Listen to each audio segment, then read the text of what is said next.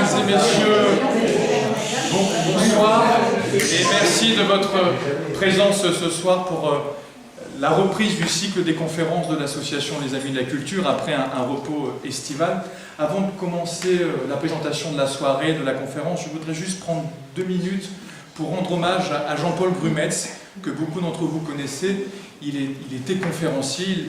En 2022, nous l'avions écouté sur l'utopie industrielle dans la littérature du 19e siècle et du 20e siècle. Et le 21 juin, un certain nombre d'entre vous ont eu le plaisir de passer une journée avec lui parce qu'il a été notre guide le temps d'une journée à Flix-le-Court, d'abord dans les marais de Bourbon, parce que Hector Malot, le romancier qui a écrit Rémi sans famille, mais il a également écrit En famille, se passe dans les marais de Bourbon. Et après, nous avons passé l'après-midi avec lui dans le patrimoine de la famille Saint. Donc voilà, je pense à lui aujourd'hui, parce que c'était un homme de grande qualité, que nous aimions beaucoup et avec qui nous avons passé beaucoup de moments, et ses yeux bleus vont beaucoup nous manquer.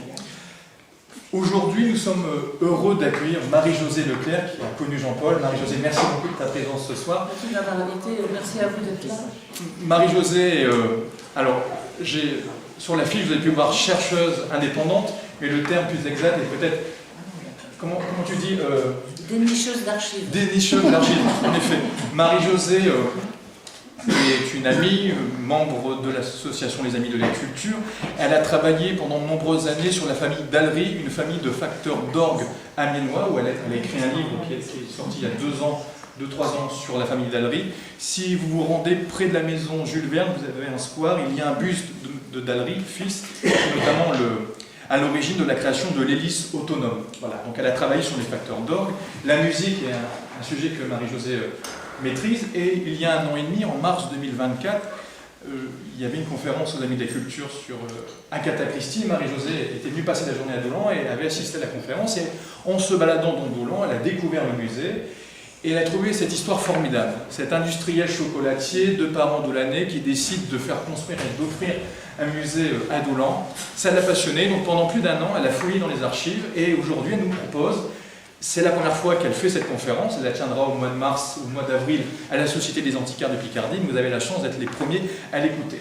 Et donc elle va nous présenter aujourd'hui son travail sur Jules-François Lombard. On connaît le musée, mais on connaît moins l'homme, sa personnalité, qui il était. Donc Marie-Josée va nous le présenter aujourd'hui, et vous verrez, la conférence sera... il y aura quelques surprises dans cette conférence. Marie-Josée, encore merci beaucoup de ta présence, d'avoir pu travailler pendant 1 an et demi sur Monsieur Lombard. Bonne conférence à tous, 1 heure de conférence, un petit temps de questions et après un verre de l'amitié. Merci à tous et bonne conférence. Merci. De Jules-François Lombard, c'est aussi évoquer un homme divers et varié. Les Doulanais connaissent le musée Lombard. Mais connaissent-ils bien l'homme qui a doté la ville? C'est ce que disait Rémi, on ne connaît pas forcément M. Lombard. Parce que ce musée est unique, mais il ne ressemble à aucun autre. Cela dit, si je vous dis, Jules-François Lombard était un homme à la personnalité peu commune, à la générosité constante, aux réalisations aussi remarquables que discrètes, vous pouvez très justement penser, oui d'accord, mais à part notre musée, il a fait quoi? C'est justement le sujet de cette présentation. Cependant, malgré mes recherches, je n'ai pas trouvé de témoignages précis et documentés sur son caractère, sa manière de vivre, les raisons intimes qui ont présidé à ses choix sociétaux et à ses actes humanistes. Je vous livre seulement l'image que j'ai eue de lui au travers de tous les documents que j'ai trouvés et que j'ai consultés. Jules-François Lombard était immensément riche. Et il a mis cette richesse au service des autres, qu'ils aient été ses employés, ses relations ou ses concitoyens. Et plutôt que de vous présenter l'homme et l'entrepreneur de manière chronologique, j'ai choisi de le faire de manière thématique, avec des recoupements lorsque cela peut ancrer le récit, et bien entendu j'attends vos questions si vous en avez au cours de l'intervention. Voilà donc Jules-François Lombard sous ses divers aspects. Si ça marche. Donc, l'industriel chocolatier, vous verrez le patron social, l'homme de marketing, l'homme politique, le mécène et bienfaiteur, et il en a des titres, hein, le collectionneur et son musée, et le fameux château Boussicot, à Fontenay-aux-Roses, où il habitait. La chocolaterie originelle était la plus ancienne de France, fondée en 1760 par Antoine Meunier et brevetée par le roi Louis XVI le 20 juin 1789 à la demande de la princesse Victoire de France. La firme se présentait ainsi: fabrique le chocolat à l'espagnole, à la française et à l'italienne. Elle fournissait de grands noms, comme la duchesse d'Angoulême, appelée également Madame Royale. À Paris, elle était installée au 3 rue des Vieilles Étuves Saint-Honoré, puis rue Jean de Beauvais, et enfin rue Keller, dans le 11e arrondissement. Très conscient de cette réputation, Jules-François Lombard rachète la chocolaterie Meunier en 1875, à 45 ans. Et, désormais sous son nom, il consolidera sa position sur le marché français et international. Ses articles, chocolat supérieur, bonbons fins, fantaisie chocolat, etc., lui valurent de nombreuses récompenses à l'occasion de grands événements, parmi lesquels une médaille d'or lors de l'exposition universelle de 1900 à Paris. Et soucieuse de démocratiser le chocolat, la firme créa la tablette d'un sou en chocolat sain et hygiénique. Très populaires également étaient ses cigares et cigarettes en chocolat. Parallèlement, Jules-François Lombard mit au point, dès 1878, un procédé de refroidissement des tablettes moulées qui consistait, je cite, à mettre les tablettes en mouvement en les exposant au refroidissement méthodique au moyen d'un courant d'air forcé. Il en déposa le brevet, qui reçut une médaille à l'exposition de 1878, et ce procédé fut adopté par la plupart des grandes fabriques. Il a également déposé un autre brevet, conjointement avec un certain monsieur Billaudot, dont je n'ai pas trouvé la trace, pour la fabrication d'un moule adapté à ces tablettes. Pour vous donner une idée de la qualité et de la notoriété de la production Lombard, le dictionnaire biographique des grands commerçants écrit « Ces produits garantis par le nom et la marque de la maison Lombard ont cours dans le commerce et la consommation courante, comme les billets de la Banque de France dans les relations commerciales et financières. » Mais les bâtiments de la rue Keller ne suffisant plus, Jules-François Lombard fait construire une immense fabrique au 75 avenue de Choisy, dans le 13e arrondissement, au sud de Paris. L'usine respecte les conditions les plus sévères de l'hygiène. On a aussi supprimé l'éclairage artificiel pour faire bénéficier les bâtiments d'une lumière naturelle extérieure, et les ateliers sont parfaitement ventilés. La chocolaterie Lombard est à l'époque la plus grande usine de la capitale, avec 500 ouvriers en 1884. Elle n'a cessé de se développer jusqu'à employer 800 ouvriers en 1920. Un somptueux magasin se trouvait au 11 boulevard des Italiens et également au 9 boulevard de la Madeleine, dans les beaux quartiers.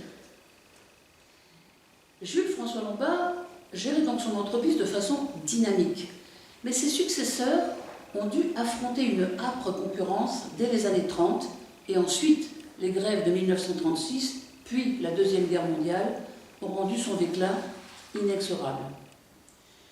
À la fin des années 40, le siège social et les bureaux ont déménagé au 68 rue de Miromesnil, toujours à Paris, et enfin, en 1957, la société anonyme Chocolat Lombard fut absorbée par Meunier. On peut citer Gaston Meunier, qui resta en contact avec Lombard et accusa réception de ses médailles de la Légion d'honneur, comme on le verra tout à l'heure. L'usine a disparu. Sur son emplacement a été construit le lycée Gabriel Fauré. Lombard a assis sa réussite sur 3 concepts. Diversifier son offre, chocolat bien sûr, mais également cacao en poudre, granulés, bonbons, thé. Utiliser la publicité à grande échelle et enfin multiplier les points de vente. Il a participé à de très nombreux salons à l'étranger, Vienne, Philadelphie, Melbourne, Hanoï, Anvers, où il a reçu de nombreuses récompenses. Je ne vais pas vous en énumérer la liste, mais il reçut durant 27 ans, de 1873 à 1900, une foison de médailles lors de salons ou expositions professionnelles dans le monde entier. 6 médailles d'or, une d'argent, une de bronze, d'autres dont la couleur n'est pas précisée. Il reçut également des grands prix et des diplômes d'honneur et de mérite. L'exposition de 1900 a sans doute été une fierté pour lui, car dans le même temps, il avait investi 230 000 francs pour achever la construction de l'église Sainte-Anne à Paris, à proximité de son usine, et on le verra tout à l'heure. Il voulait absolument que ces travaux soient terminés pour l'exposition universelle de 1900. Sa production était faramineuse. On parle de plus de 2000 tonnes par an de chocolat. Elle a été distribuée dans toute la France et partout dans le monde.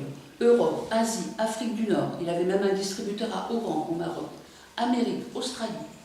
Il est de voir que le nombre de chariots prêts à livrer les produits pour se rendre compte de la production. On peut aussi avoir une idée de l'importance de la chocolaterie en taille, en production et en mouvement du personnel avec ces images. Et également avec celle-ci, un atelier de pliage au sein de l'entreprise. Voici les scellés que la société Lombard utilisait pour ses expéditions. C'est un vestige assez exceptionnel car les plombs étaient en général à usage unique et une fois utilisés étaient jetés ou fondus. Le plomb de scellé servait à fermer les contenants de manière sécurisée. C'était un peu comme une empreinte digitale du fournisseur car il était la marque de son auteur. Le seau de plomb marquait la provenance, la quantité, mais aussi la qualité d'un produit et indiquait qu'une taxe avait été acquittée. Il prouvait également que l'enveloppe, le sac ou la céramique n'avaient pas été ouverts et que leur contenu donc n'avait pas été modifié. Jules-François Lombard a donc parcouru le monde entier pour dénicher les meilleures fèves de cacao. Et, comme vous le savez, passionné d'art, il a rapporté de ses voyages de nombreux souvenirs qu'il a regroupés et exposés. Où donc? Chez vous, dans le musée de Doulan. Et nous le verrons bien sûr un peu plus tard. Il avait voulu également diversifier ses produits en important du thé de Chine et en rachetant une entreprise de confiserie fine et de dragées appelée donc Au Fidèle Berger. Cet encart, paru dans l'annuaire de l'épicerie française, est à la fois une publicité et une présentation historique de la maison Lombard. Et regardez bien, une mention souligne assez bien la place prépondérante des chocolats Lombard dans le paysage industriel et commercial. On peut lire en effet « Adresse télégraphique Chocolat Paris », ces deux mots suffisent pour l'adresse. Jules-François Lombard se retire des affaires en 1894, mais la chocolaterie n'est qu'une face de son activité. Il a utilisé cette brillante réussite pour faire le bien autour de lui. Voyons cela. Les actions de Jules-François Lombard pour ses ouvriers et employés sont diverses et se résument dans la devise de son entreprise, travailler pour perfectionner. Il a notamment fait construire des maisons ouvrières dans l'objectif de rendre leurs habitants propriétaires au moyen d'annuités modérées. Voici ce qu'il déclare lors d'un discours. Je vais vous le lire entièrement parce que c'est très intéressant de voir comment il s'est exprimé pour ça. Que les sceptiques se rassurent, je ne ferai pas faillite à mes ouvriers. Il ne m'est jamais venu à l'idée, et il ne pouvait pas me venir à l'idée, de ne pas tenir ou même de rester à côté d'une promesse que j'avais faite. J'ai déjà fait un peu pour améliorer le sort de tous, mais je reconnais que la chose principale reste encore à faire et consiste à fournir à tous mes travailleurs les moyens de devenir rentiers et propriétaires. Il est évident que pour atteindre ce but, il faut qu'il y soit pourvu par les bénéfices nets de l'entreprise, sans toucher en quoi que ce soit au salaire quotidien. Or, je suis décidé à répartir entre tous, sans exception, et dès cette année, une part des bénéfices. Il va sans dire que le quantum de chacun sera fixé en raison de son apport au travail, de son intelligence et de la durée de ses services. Cette décision est irrévocable. Maintenant, voici comment j'entends répartir la somme affectée au compte particulier de mes ouvriers. 1/5 sera remis en espèces. 2/5 seront employés à l'amortissement du prix d'une maison. 2/5 enfin seront versés à la caisse de retraite de l'État. J'ai acheté à proximité de mon usine, dans et hors Paris, de vastes terrains où je ferai construire des maisons particulières. Ces habitations seront irréprochables du point de vue des commodités et de l'hygiène. Leur prix de revient, étant donné l'uniformité du type, sera réduit aux proportions les plus modérées. Je n'ai pas besoin d'ajouter que ce prix de revient sera aussi le prix de vente. Insensiblement et sans s'en douter, les occupants deviendront propriétaires sans bourse déliée, en même temps que les versements à la caisse des retraites leur ménageront des ressources pour le moment où ils ne pourront plus travailler. Inutile de déclarer que, l'amortissement terminé, ils seront propriétaires absolus et libres de disposer de leur avoir à leur convenance. Voilà de quelle façon j'entends faire de mes collaborateurs des rentiers et des propriétaires des plus sérieux. Belle déclaration. C'est d'ailleurs pour ce projet qu'il a souhaité rencontrer Jean-Baptiste Gaudin. Vous connaissez Jean-Baptiste Gaudin? Autre patron social majeur. C'était qui? Le ministère de Gaudin à la Guise. Voilà donc Monsieur Gaudin. Ça, voilà, et ces fameux poils.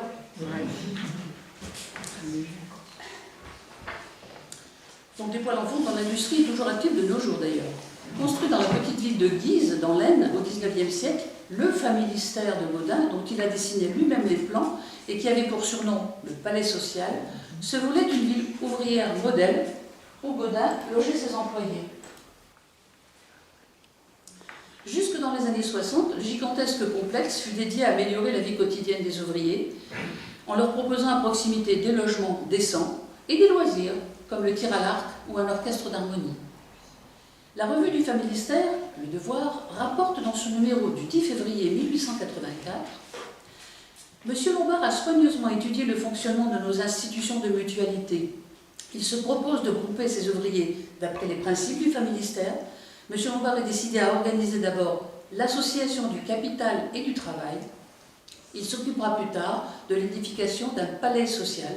Une pareille entreprise en plein Paris aurait une grande influence de propagande. » Il n'est pas étonnant que Lombard se soit inspiré des réalisations de Gaudin, ils avaient les mêmes valeurs.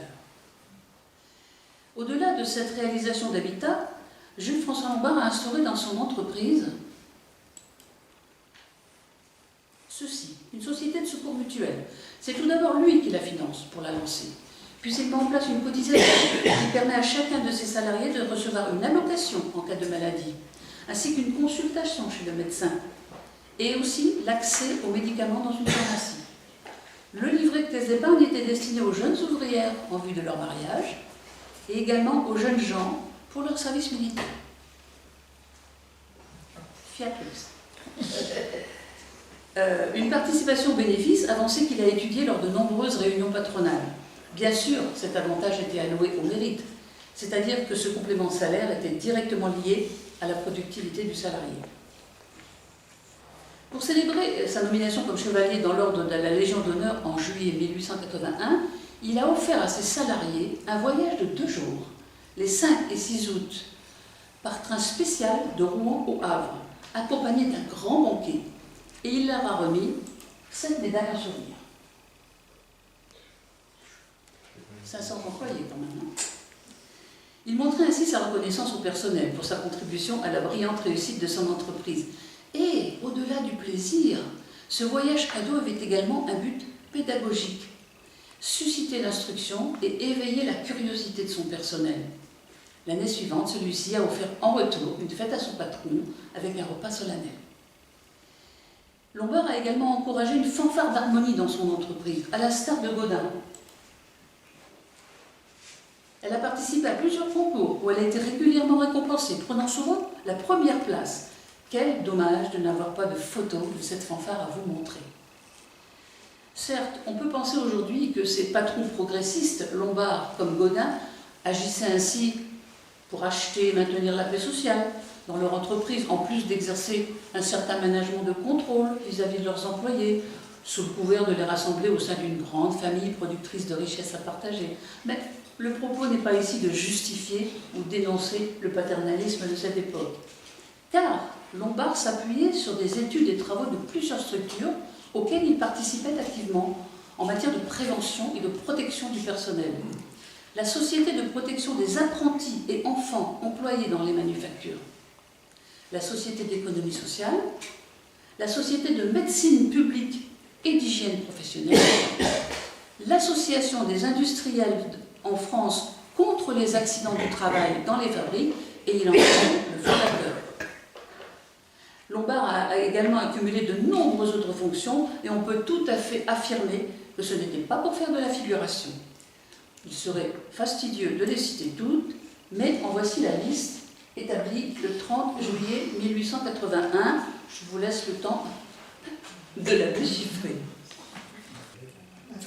Il est également le fondateur d'une classe de garde post-scolaire de 16 à 18 heures dans le 13e arrondissement où était son usine, une pour les filles, une pour les garçons, dont il assura les frais pendant 2 ans. À la suite de cette initiative, la ville de Paris instaura ces mêmes classes dans toutes les écoles communales. Sur le plan personnel, Lombard fut nommé, on l'a vu, au grade de chevalier de la Légion d'honneur le 22 juillet 1881. Pour ses actions en faveur de son personnel, décoration donc qu'il a voulu fêter en organisant ce grand voyage. Puis il a successivement été élevé au grade d'officier le 11 juillet 1900. C'est une demande de signer Lombard pour son titre d'officier. Recommandé donc par Gaston Meunier, qui sera son successeur, il était député également. Et enfin, celui de commandeur, le 13 juillet 1908. Donc on voit ici, parce que quand on demande une médaille, il faut être adoubé par une personne qui a la qualité officier, c'est un officier, commandeur, c'est un commandeur. Et le grade de commandeur, justement, l'insigne a été remis à Henri Meunier, le frère de Gaston. Bon, la publicité est courante de nos jours. Elle envahit les programmes télé, radio, les sites internet, les grands panneaux routiers et urbains. À l'époque de Lombard, la publicité était surtout dans les pages des journaux et magazines. Lombard les a bien sûr utilisées, mais elles n'avaient qu'une durée de vie limitée, et il fallait les renouveler régulièrement. Il a utilisé d'autres supports, plus pérennes, des objets et éditions à thème. On peut dire qu'il avait le sens du marketing. Jules François Lombard a donc valorisé le nom de son entreprise en déclinant la publicité sous des formes très variées. Bien sûr, les contenants de chocolat sont en bonne place. Coffrets, boîtes, tablettes.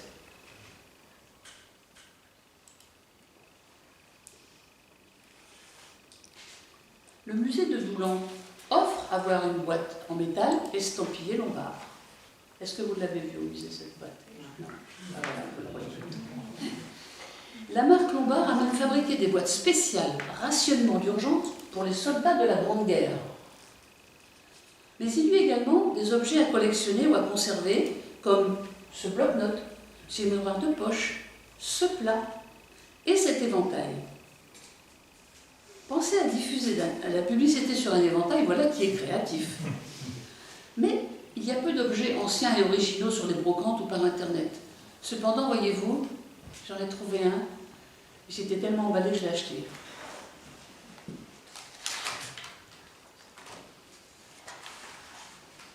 Voilà l'éventail. Oh. C'est une pièce unique, hein, franchement, c'est... Et le dos. C'est joli, hein? Voilà. Un souvenir de M. Lombard. Je suis très contente de l'avoir. On peut trouver également une foison de cartes postales. Voilà, les cartes postales, il y en a partout. Et là, il y en a encore plein. Sur le site internet, vous en trouvez plein des cartes postales de Lombard. Toujours dans l'esprit de diffuser la culture et avec un produit Lombard souvent. Alors, les thèmes, c'est les cris de Paris, les petits métiers, les arts du feu, la famille, les fables de La Fontaine, les ponts de Paris, les écrivains célèbres, les costumes et les coiffures, la fête au village, enfin bon, plein de choses. La crue à Paris en 1910, les sites remarquables et même de la science-fiction. Lombard n'hésitait pas à raconter l'historique de son entreprise via les fameuses images d'Épinal. Sa publicité veillait évidemment à toucher les enfants, notamment avec des articles scolaires, buvards, bloc-notes, Rodèche-Caillé. L'entrepreneur a fait appel à de nombreux dessinateurs pour collaborer à ces objets promotionnels, notamment Benjamin Rabier. Vous savez qui est Benjamin Rabier? Est-ce que vous savez? C'est celui qui a créé ça.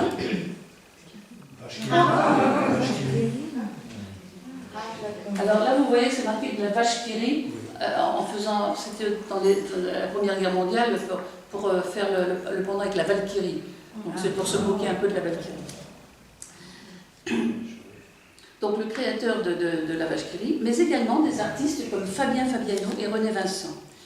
L'image emblématique du chocolat Lombard a été créée par Géo, pseudonyme du peintre Jean Geoffroy. On la retrouve un peu partout dans les publicités. Vous voyez, c'est toujours la même image. Lombard n'avait pas choisi Géo au hasard, car cet artiste consacrait sa peinture aux enfants, autant dans un milieu de pauvreté, de maladie, de souffrance, que dans leur environnement paisible de scolarité ou de jeu. Regardez les deux écoliers de gauche dans le tableau peint par Géo et faites le rapprochement avec la publicité redondante de Lombard. Il y a vraiment quelque chose qui est pérenne. Ce tableau est conservé au musée de l'éducation à Rouen. Si vous avez l'occasion d'aller au musée de l'éducation, c'est magnifique. Les archives de l'Institut national de la propriété industrielle conservent de leur côté un nombre important de dépôts de la marque de la chocolaterie Lombard. Rien que pour les années 1896 à 1905, j'en ai comptabilisé une trentaine. En voici seulement quelques-unes. Donc, investi dans la vie professionnelle et sociale, Lombard a complété son désir d'être au service des autres en participant à la vie publique de sa ville de Fontenay-aux-Roses. Industriel innovant, patron proche de ses employés, personnalité impliquée dans l'évolution des techniques et des pratiques professionnelles, sa carte de visite aurait pu s'arrêter là. Mais sans qu'on trouve une trace probante de ses motivations, Lombard s'est également investi dans la vie publique locale. Les élections municipales du 15 mars 1896 à Fontenay-aux-Roses voient sa nomination au conseil de la ville avec 26 voix d'avance sur le deuxième élu. 4 ans plus tard, il sera à nouveau élu, toujours avec une notable avance sur les autres candidats. Non, c'est là. Pardon. Néanmoins, il est intéressant de souligner que bien qu'ayant été élu maire de sa ville à l'issue de ces 2 plébiscites, il se désistera une première fois après 2 mois de mandat et une seconde fois dès le premier tour du vote du conseil municipal. Mais il restera présent et très assidu au sein du conseil. Et on peut constater sur cet état des conseillers municipaux. Ah non, pardon. Ah bah oui, si. C'est là où il se désiste de son poste de maire. Et on peut constater donc ici qu'en 1908, il totalise encore le maximum de suffrages, devançant de 237 voix le second nommé, M. Soubise, qui sera élu maire. En novembre 1912, alors que Lombard se trouvait dans le sud de la France où il séjournait régulièrement, le conseil municipal de Fontenay-aux-Roses a voulu lui rendre hommage et a décidé de donner son nom à une rue de la ville. Voici le discours de M. Soubise au conseil municipal. Messieurs, votre municipalité, c'est-à-dire messieurs Carpentier, Bouille et moi-même, a pensé qu'il y avait lieu de donner dès maintenant au bienfaiteur de Fontenay un témoignage de notre profonde reconnaissance. Notre bienfaiteur, vous avez tous son nom sur les lèvres, c'est M. Jules Lombard, le grand philanthrope dotant nos institutions charitables. Vous voterez donc à l'unanimité, je n'en doute pas un seul instant, la proposition suivante. Le Conseil décide que dorénavant, l'avenue de Sceaux sera dénommée avenue Lombard. Je sais bien qu'il s'agit d'un honneur qui le plus souvent est posthume, mais il n'en est pas moins vrai que c'est là une règle qui souffre quelques exceptions. Je n'en citerai qu'une, le nom de M. Haussmann, donné à un boulevard du vivant de M. le préfet de la Seine. À service exceptionnel, récompense exceptionnelle. Vous estimerez donc, comme nous, j'en suis convaincu, que M. Lombard doit jouir pendant sa vie de ce qu'il a si bien mérité. Le Conseil approuva bien entendu cette proposition à l'unanimité. Et l'avenue Lombard existe toujours à Fontenay-aux-Roses. Les Fontenaisiens savent-ils encore aujourd'hui qui était l'homme qui a donné son nom à l'une des rues de la ville? J'irai leur poser la question. Averti par correspondance de cette décision, Jules-François Lombard, de sa maison du Cap d'Aille, écrivit cette lettre de remerciement. Il faut noter quand même. Je me demande ce que je pourrais faire pour justifier un tel honneur. Quelle modestie. Mais la concrétisation de décisions administrativo-politiques prend du temps et, décédé en 1915, Jules-François Lombard n'assistera pas à l'appellation officielle de la rue à son nom, qui eut lieu en 1916. Bon, bien sûr, vous connaissez le musée Lombard de votre ville, mais peut-être pas certains membres de votre famille, de vos amis ou de vos relations. Quoi qu'il en soit, quand une ville possède un tel bâtiment, il n'est jamais redondant d'évoquer un peu son existence. Quelque chose m'a interpellé dans sa construction. Vous souvenez-vous du choix de Gaudin d'une verrière pour le familistère et du choix de Lombard, le même choix pour ses ateliers de Paris? Eh bien, la verrière du musée a certainement été choisie dans le même esprit. Donner une lumière naturelle aux collections, aux lieux et aux œuvres exposées pour le confort du visiteur. Un tout petit plongeon dans l'histoire du musée. Pourquoi à Doullens? Le savez-vous?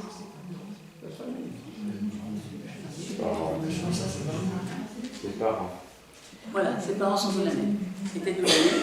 Et il a été mu par l'idée de leur rendre hommage, associé à sa vocation d'embellir la vie des gens, de son entourage. Il voulait doter la ville d'un musée et d'un jardin public. D'autre part, il lui fallait un lieu pour déposer et exposer les très nombreux objets qu'il avait rapportés de tous ses voyages dans le monde entier. Jules-François Lombard remporte d'abord l'adjudication du patronage des Dames de Louvancourt en 1904 pour un montant de 46 000 francs. Puis 4 ans plus tard, il complète son acquisition par la construction de l'édifice, les 2 imposants pavillons carrés reliés par la grande galerie sous verrière. La municipalité avait préparé minutieusement l'inauguration qui eut lieu en grande pompe le 28 juin 1908, avec des personnalités politiques de premier plan et des animations, manœuvres d'incendie, festival de musique. Car dans la cour de l'hôtel de ville, Lombard a fait servir un banquet de 600 couverts. Le menu est gargantuesque et les vins ne sont pas en reste, je vous les laisse apprécier.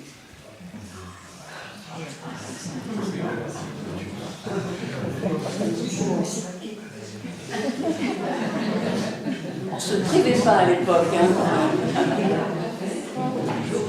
Il y avait de la place pour mettre tout ça?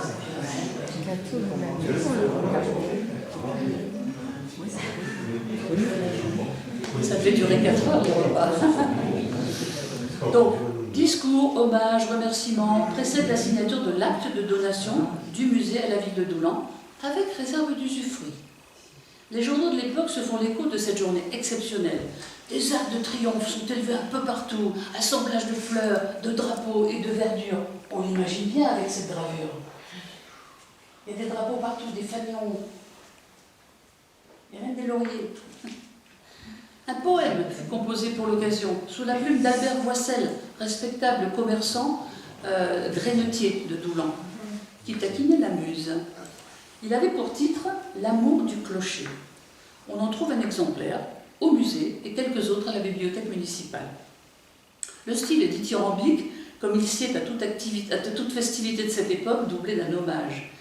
Je ne vais pas vous le réciter en entier, mais en voici quand même les 2 dernières strophes, et je me demande comment Lombard a reçu ce vibrant éloge. Salut, ô noble cœur, salut, ô bon français, salut, amis des arts, salut, vrai Doulanais. Oui, le droit de citer vous est acquis d'emblée. Nous vous reconnaissons nôtre en cette assemblée, et le nom de Lombard, modeste bienfaiteur, en lettres d'or sera gravé dans notre cœur. Mais je dois m'arrêter, trop longtemps je refoule le cri qui veut jaillir au sein de cette foule. Debout les Doulanais, ô franc peuple picard, crions à pleine voix, crions, vive Lombard. Le musée conserve toujours l'essentiel de la collection Lombard, mais il a été fort endommagé et même pillé durant la Deuxième Guerre mondiale.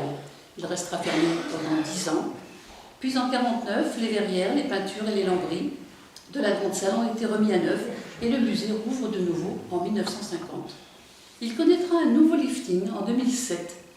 L'une de ses pièces maîtresses, je l'ai adorée. C'est le joueur de flûte, l'automate joueur de flûte. Il n'y a que 8 automates de ce type dans le monde. Donc Toulon peut s'enorgueillir de posséder l'un des 2 seuls visibles en France, le second étant à Marseille. Mais d'autres objets sont remarquables, comme ce petit orgue appelé Orchestrion, fabriqué par l'entreprise Welt. Je n'ai pas réussi à savoir où il l'avait acheté. Et cet ensemble de tables et chaises en bois, cornes et nacre. Je n'ai pas tout photographié parce qu'il y avait tellement de choses. Le don du musée à la ville de Doulan montre la prodigalité naturelle de Lombard, sans arrière-pensée d'un retour quelconque de bienfait. Et ce n'est pas le seul exemple. Jules-François Lombard fut donc généreux, et même très généreux. On vient de le constater avec le musée, on a pu le constater dans la gestion de son entreprise et de l'avenir de son personnel. Sa générosité s'est exercée également pour d'autres bénéficiaires. L'hospice de Fontenay-aux-Roses. En 1910, Lombard finança une partie du coût de l'agrandissement de l'eau. Ah, pardon, excusez-moi, monsieur Lombard, j'ai oublié de vous mettre en avant à ce moment-là. Donc, il a l'agrandissement de l'hospice Boucicaut à Fontenay-aux-Roses, qui s'appela l'aile Lombard. Alors, l'hospice Boucicaut, c'est comme son entreprise, elle n'existe plus. C'est devenu un bâtiment consacré à 2 entités, la maison de l'emploi et la maison de l'enfant. Le bureau de bienfaisance de la Caisse des écoles. Marie-Odorique Fouinin, épouse de Jules-François Lombard, décède le 19 mars 1903. Il s'était marié le 6 mars 1858 à Paris. Pour honorer sa mémoire, son époux fait 2 dons à la commune de Fontenay. 1000 francs au bureau de bienfaisance et 1000 francs à la Caisse des écoles. Madame Lombard était-elle malade? Toujours est-il qu'elle avait légué la totalité de ses biens à son mari, par acte en date du 26 juin 1899. Une caisse de secours également. Lors d'un bal donné par la Chambre syndicale des chocolatiers et confiseurs au profit de sa caisse de secours, il a non seulement fait don de 50 francs pour acheter des lots, mais il en a également offert. Voici pêle-mêle. Des boîtes à savon, un tapis de table, des cendriers, des cadres, un plat à asperges, une lampe, un miroir, du papier à lettres. Et enfin, peut-être son plus grand don, l'église Sainte-Anne à Paris. L'église Sainte-Anne de la Butte-aux-Cailles. Alors que le quartier appartient encore à la commune de Gentilly, on y construit une petite église en bois appelée Saint-Marcel de la Maison Blanche, rapidement devenue insuffisante eu égard à l'expansion du quartier. Et c'est pour rendre hommage au général Bréa, assassiné par les insurgés durant la Révolution de 1848, qu'on décida de construire une église par souscription. Elle offrait 350 places. Mais sa vocation de chapelle expiatoire ne plut pas du tout à la commune de 1871, qui décida de la démolir. Cela n'arriva pas, cependant tout le mobilier fut vendu aux enchères. Puis, le quartier s'étant beaucoup développé, et le nombre d'habitants est passé de 7 000 en 1848 à 30 000 en 1887, le curé de la petite église, l'abbé Miramont, rêve de construire une église pouvant accueillir dignement tous ses paroissiens. Mais le quartier est plutôt pauvre, et le conseil de fabrique peine à répondre aux besoins du culte et même à rémunérer, nourrir ses prêtres. La Providence lui vient en aide à 2 reprises. En 1892, les époux Nolval lui offrent une partie de la fortune qu'ils ont héritée de leur père, 280 000 francs, pour l'achat d'un terrain et la construction de l'édifice, à la seule condition que la nouvelle église soit consacrée à Sainte-Anne. Et en 1898, par un don de 230 000 francs de Jules-François Lombard, profondément catholique, destiné à terminer la construction toujours en cours. Cette somme finança le portail d'entrée, 25 mètres de hauteur, et les 2 tours de l'église, culminant à 55 mètres. On appela le portail, vous connaissez? La façade chocolat. Et les deux tours prirent le nom de leurs bienfaiteurs, Jules et Honorine. Le prénom de Madame Lombard fut d'ailleurs donné à l'une des 3 cloches fondues pour l'ouverture de Sainte-Anne. Déclaration de Jules François Lombard, lue au Conseil de fabrique du 30 janvier 1898. Je sous-signais, Jules Lombard, déclare par les présents mettre à la disposition du Conseil de fabrique, dans le but de construire la façade et les clochers de l'église paroissiale de Sainte-Anne, 6 rue de Tolbiac à Paris, une somme nette maximale de 230 000 francs, à laquelle les travaux ci-dessus ont été évalués par l'architecte. Il précise que la somme est prévue d'être versée en 3 fois, mais, et c'est encore ce trait de caractère généreux et confiant qui s'exprime, se réserve de la remettre en une seule fois, sans attendre l'exécution des travaux. Et il ajoute que son engagement lie ses héritiers au cas où il viendrait à décéder. La bénédiction des tours et des cloches eut lieu le 2 avril 1900 par l'archevêque de Paris, avec notamment la participation de 2 éminentes personnalités de la basilique Sainte-Clotilde de Paris, l'organiste Charles Tournemire et le maître de chapelle et professeur au conservatoire Samuel Rousseau. La date est très importante. C'était le vœu de Lombard que cette église soit terminée l'année de l'exposition universelle, 1900. L'église Sainte-Anne de la Butte-aux-Cailles est actuellement en complète rénovation.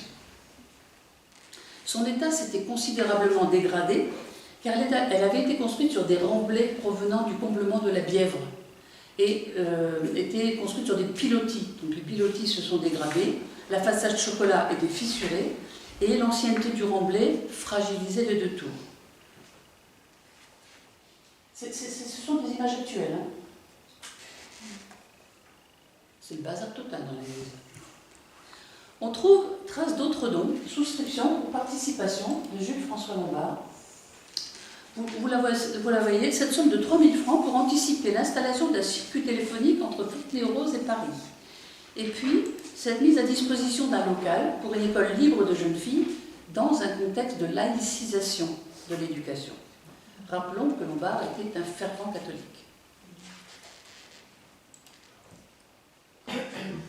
Jules François Lombard décède à son domicile de Fontenay-aux-Roses le 5 novembre 1915. Testament et codicile ont été déposés chez Maître Ditte, notaire à Paris. La dernière modification date du 21 décembre 1909. En plus de 600 000 francs à destination de l'hospice local, il lègue 100 000 francs à la ville de Fontenay pour le bureau de bienfaisance. Et à l'hospice Boussicot, elle, Lombard, ce qui lui resterait dû par la municipalité au moment de son décès. Dans la cour de la mairie, une plaque a été apposée en mémoire du bienfaiteur de la ville.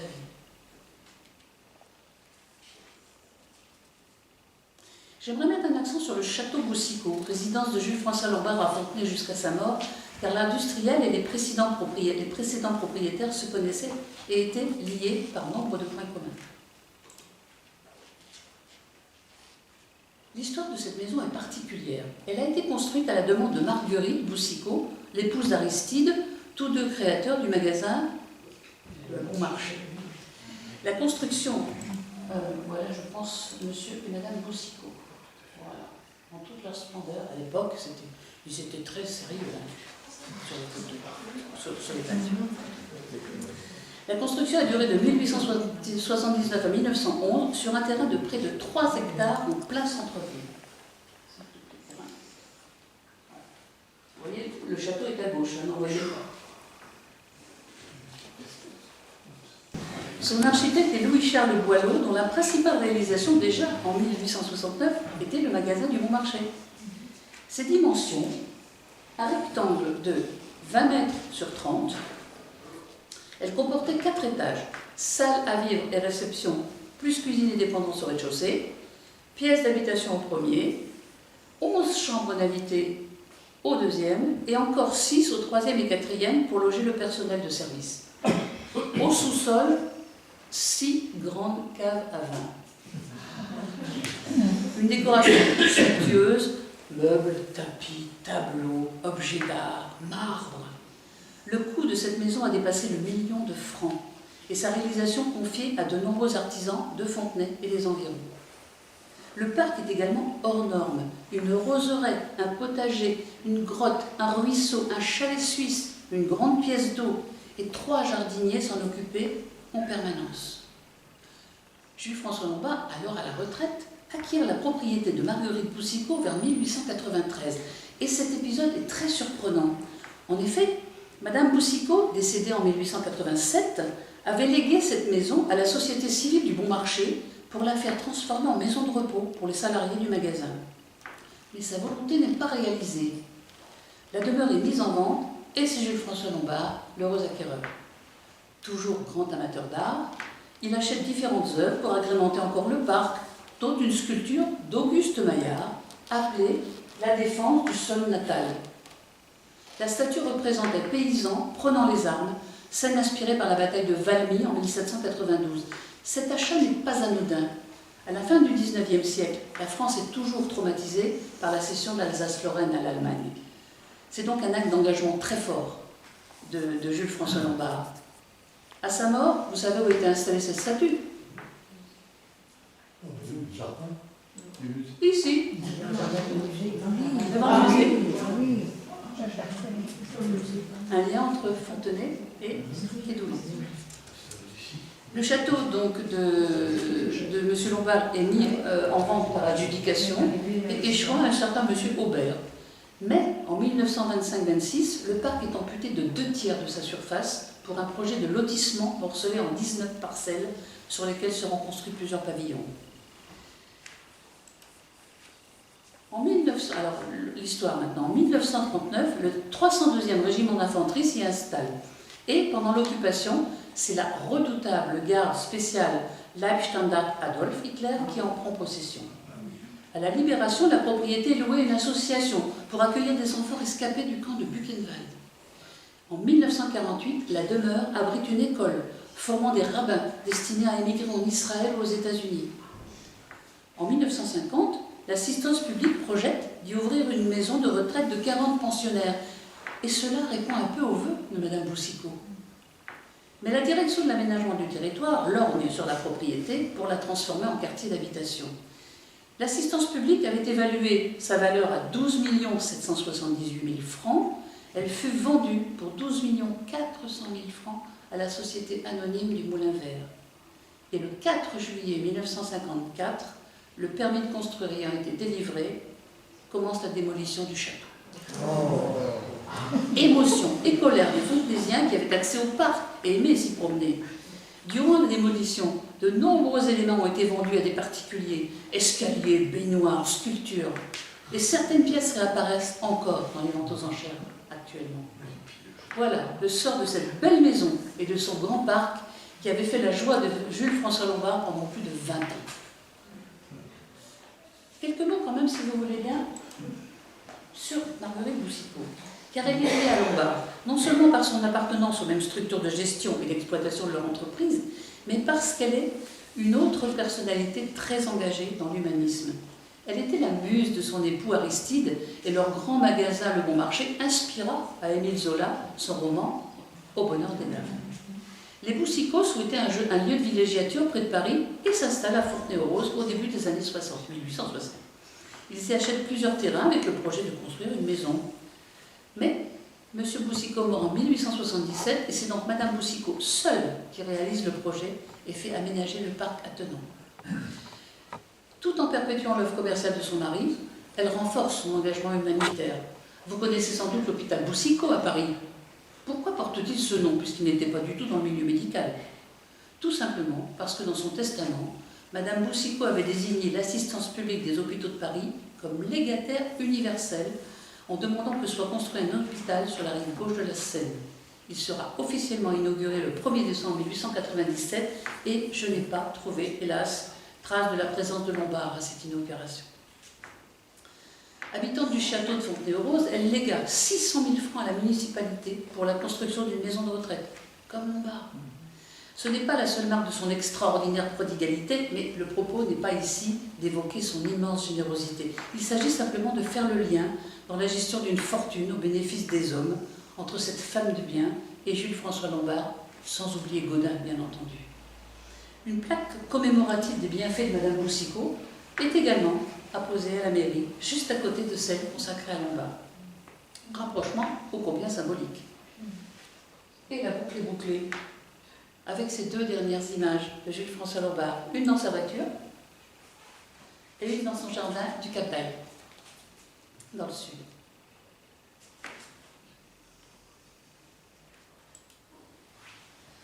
Voici mes sources et j'aimerais remercier nommément les personnes qui m'ont généreusement documenté pour cette présentation.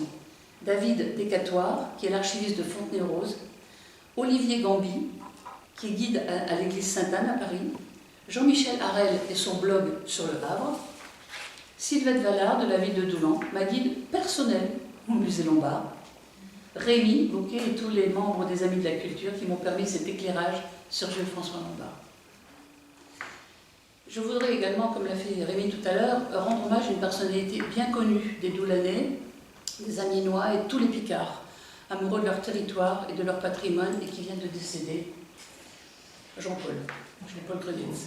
Merci à lui pour toutes les découvertes et les connaissances qu'il a généreusement partagées au cours de nombreuses conférences, également sur Internet, particulièrement autour d'Hector Malot, d'Alfred Manessier et de l'entreprise 5 Frères, sans oublier les balades à vélo qu'il organisait régulièrement dans toute la région. N'est-ce pas symbolique également de rassembler Jean-Paul Grenietz et le chocolat Lombard au travers de cette carte postale à l'effigie d'Hector Malot? Mais cette rencontre n'est pas tout à fait terminée. J'ai une exclusivité pour vous. Le chocolat Lombard existe toujours. Oui, en voici la preuve, avec Anne-Laure de Lumène. Elle n'a pu se déplacer aujourd'hui et a tenu à vous exprimer ses regrets, mais elle voulait participer à cette présentation sous deux formes. D'abord une courte vidéo que voici, et je vous ferai part de la seconde tout de suite après. Alors, voilà la marque Lombard qui a été rachetée par Madame de Lumène. Je voudrais maintenant passer la vidéo, Madame de Lumène qui vous parle. Oh, la technique est morte, on n'est pas content. 5 minutes de présentation. Elle parle de sa production, mais elle parle aussi pourquoi elle a racheté la marque Lombard. Vous êtes ici à l'atelier, c'est là que nous confectionnons nos gâteaux. Nous sommes situés à Neuilly-sur-Seine, tout près de Paris, en Ile-de-France, sur la ligne 1 du métro parisien. Alors, j'ai racheté Lombard il y a 3 ans. Elle appartenait à une filiale de Starbucks qui n'en faisait pas grand-chose. En fait, j'étais intéressée par cette marque parce que j'avais moi-même créé des recettes de gâteaux que je commercialisais sous un nom beaucoup plus commun. Et prenant conscience qu'en fait, on utilisait quand même des produits très haut de gamme et que la marque que j'avais qui s'appelait Hans Cookies n'était pas suffisamment évocatrice de cette qualité, j'ai décidé de trouver un autre nom. Alors c'est très délicat de trouver un nom parce que beaucoup de noms de marques ont déjà été déposés par des grands groupes et quand vous essayez de déposer un nom, souvent vous avez des oppositions dans l'alimentaire de grands groupes alimentaires.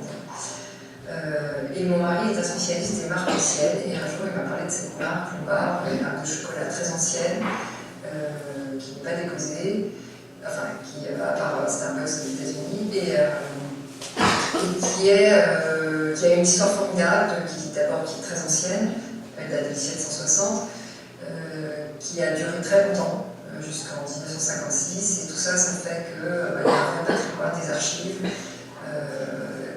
et une belle aura, si vous voulez, sur cette marque. Elle n'a pas été abîmée, ça c'est pas devenu une marque de grande consommation, vous pouvez voir dans des supermarchés. Alors, Lombard, Marie-Josée vous a raconté l'histoire. Moi, je vais plus vous parler de ce qu'on en fait. Donc, j'avais ces cookies que j'avais développés sous la marque Cookies. Et puis, j'ai étoffé l'offre petit à petit avec différentes recettes de cookies et puis différents formats. Et ensuite, j'ai créé des recettes de brownies. Alors, pourquoi cookies et brownies? Parce qu'en fait, j'ai été étudiante en Angleterre et que je me suis rendu compte que les Français ne savaient pas faire les cookies. C'était souvent des sablés avec des pépites de chocolat. Et les cookies, c'est tout à fait autre chose.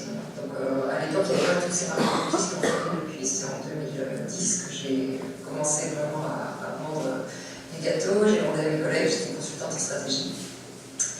Et Et voilà, et après, petit à petit, j'ai quitté l'entreprise et j'ai développé mon affaire. Alors, je vais vous présenter nos produits, des cookies. Voilà, les nôtres sont particuliers parce qu'ils ont un design particulier qu'on a essayé de nous copier d'ailleurs, avec, avec des grandes pépites et la façon dont on les met fait qu'on connaît nos cookies. Là, vous avez de la pistache au chocolat blanc, du chocolat blanc. Noix de pécan, je tiens à préciser que le chocolat blanc n'est pas très sucré, contrairement au chocolat blanc habituel. Vous avez du chocolat noir et du chocolat au lait. Voilà. On a plein de recettes, évidemment, c'est ce que j'avais aujourd'hui pour vous donner un exemple. Alors, on utilise du chocolat Valrhona, c'est un chocolat pour les artisans qui, en plus, on prend une très bonne référence chez eux dans chaque couleur de chocolat. Ensuite, on utilise des œufs bio fraises, qui est important parce que la plupart des pâtissiers aujourd'hui utilisent des œufs liquides, c'est-à-dire des bidons avec des œufs déjà cassés dedans. Vous pouvez acheter du blanc, des œufs entiers, enfin, ce que vous voulez, avec des conservateurs. Et ça permet de doser facilement les œufs. Voilà, nous, on ne peut pas faire ça, c'est bien avec des œufs frais. Et en plus, ils sont bio. Voilà. On utilise du beurre frais souvent AOP, près de Charente, ça dépend des semaines, on n'a pas toujours exactement ce qu'on veut, mais en tout cas, c'est du beurre frais de très bonne qualité et français. On utilise du sucre de canne, de la Réunion, aussi du sucre blanc, notamment dans les cookies, on mélange. Et voilà. Et alors après, toujours avec ces mêmes ingrédients, on confectionne des brownies. En fait, c'est à peu près des fondants au chocolat. La texture est un peu différente, c'est vraiment très très dense. On en fait au chocolat, à chocolat et noix de pécan, à la framboise et au chocolat blanc pour l'été. Là, vous en avez à la pistache, un sachet individuel, un sachet de mini. Alors là, ce format-là n'est commercialisé qu'à la grande épicerie de Paris, qui est notre principal distributeur.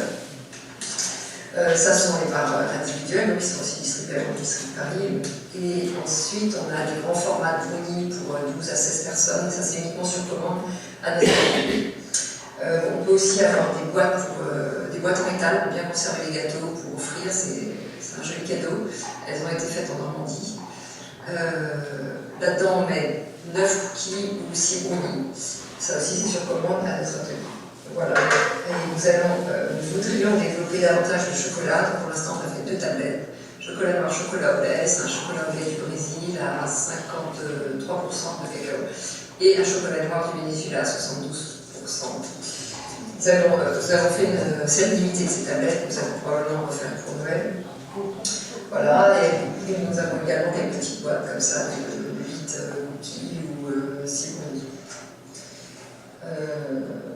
Voilà pour ce qui est des principaux produits. Vous pouvez passer commande et retirer votre commande à l'atelier, à Neuilly-sur-Seine, métro des Sablons sur la ligne 1. Et vous pouvez également aller à la grande épicerie pour des produits déjà emballés individuellement. Alors, je voulais vous dire aussi pourquoi Lombard. Déjà, on avait un positionnement haut de gamme naturellement, donc il fallait une marque, ça je vous l'ai dit. Et puis Lombard est une entreprise qui était déjà assez globale dans l'alimentaire, puisqu'elle a commencé avec du chocolat, mais elle s'est développée dans les gâteaux de grillage, la confiserie. Ils ont acheté une confiserie qui s'appelait Au Fidèle Berger. Ils ont apporté du thé de Chine, ils ont même eu du café. Ça, je ne sais pas si ça a duré très longtemps, parce que j'ai retrouvé beaucoup d'archives sur le café.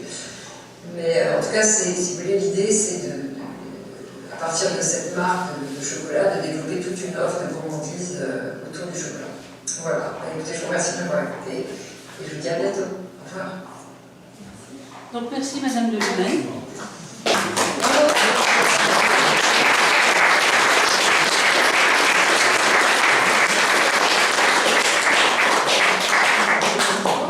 Merci beaucoup Marie-Josée. Alors moi, je veux... Merci. Voilà. Bien sûr. Formidable. Je le vends aux enchères. Vraiment très beau ce modèle. Ouais. On va, pendant que le chocolat circule, si il y a des questions dans l'assistance, n'hésitez pas. Oui, Christiane. Je suis étonnée qu'il se soit développé autant parce que le chocolat devait être cher à cette époque-là. Oui, mais justement, il faisait très attention au prix et il a toujours pratiqué un prix très bas pour que ce soit accessible à tout le monde. Et il a justement fabriqué ces petites barres de chocolat, toutes petites, pour pouvoir les distribuer à tout le monde. Y a-t-il d'autres questions sur M. Lombard ?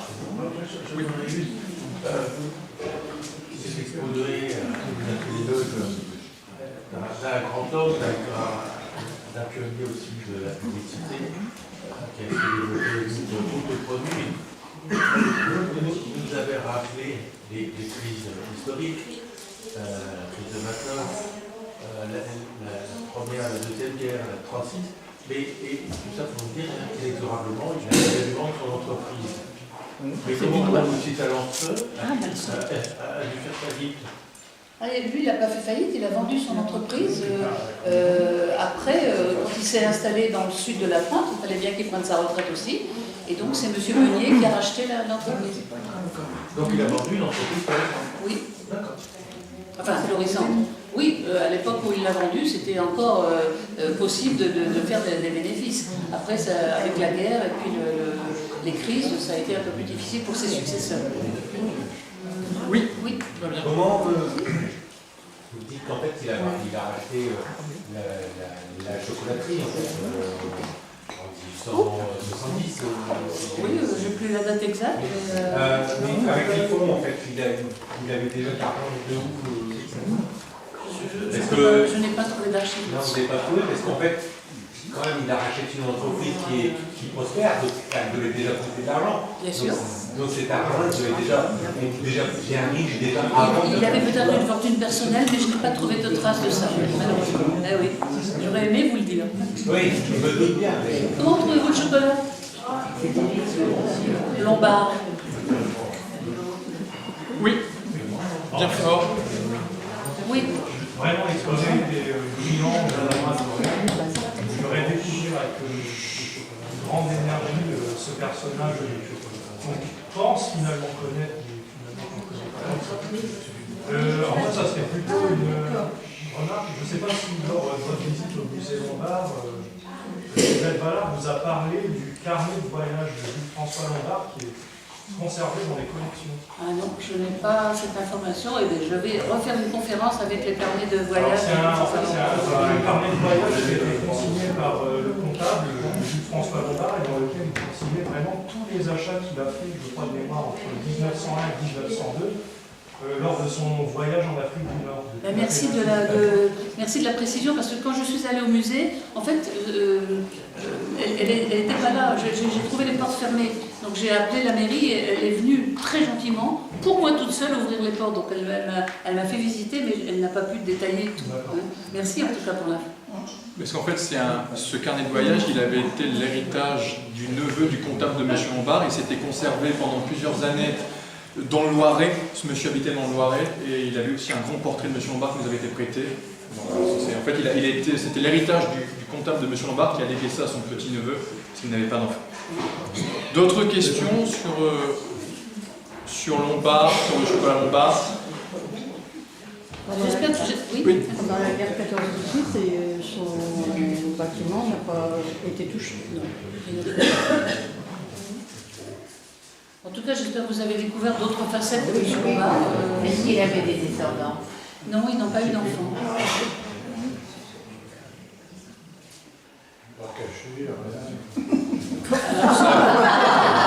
Je ne suis pas dans la confidence. Qu'est-ce qu'il avait à voir avec Rouen? Il parlait souvent de la Normandie. Non, c'est-à-dire qu'il avait offert un voyage à ses salariés en bateau de Rouen au Havre pour fêter sa Légion d'honneur. Et il avait donc leur offert cette médaille frappée à la date du voyage. Est-ce qu'il y a encore des questions? Si jamais il n'y en a plus, je vous donne 2-3 informations avant de nous quitter. La prochaine conférence de l'association est le 14 novembre dans cette même salle à 19h. C'est une conférence proposée par Anne-Frédérique Caballero, qui est maître de conférence en langue étrangère à Paris et qui va faire une conférence sur La Servante écarlate, roman dystopique ou réalité. Vous l'avez peut-être entendu parler du roman ou en tout cas de la série. Elle est spécialiste de la littérature anglo-saxonne et donc elle va proposer une conférence là-dessus. Pour ceux... Alors, petite parenthèse, parce que pendant la conférence, Marie-Josée a montré le portrait de ce couple qui a fait qui était des propriétaires de la maison de M. Lombard. ceux et celles qui avaient participé à la visite que nous avions fait au mois de février sur la Cité de l'Architecture à Paris, sur les grands magasins, les portraits étaient exposés. Donc le 14 novembre, il y a la conférence sur la Servante écarlate. Certains d'entre vous ont réservé des places pour la visite du 4 octobre, excusez-moi. Le 4 octobre, nous visitons le musée de Picardie, l'exposition Albert Maignan.